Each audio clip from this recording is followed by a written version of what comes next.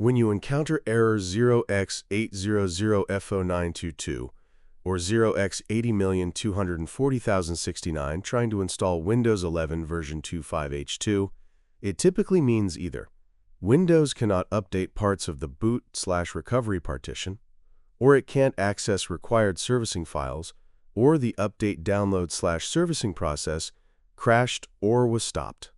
In both cases, the underlying causes often include corrupted component store, insufficient partition space, service crashes, or issues with enterprise update infrastructure. Here are the solutions for this error.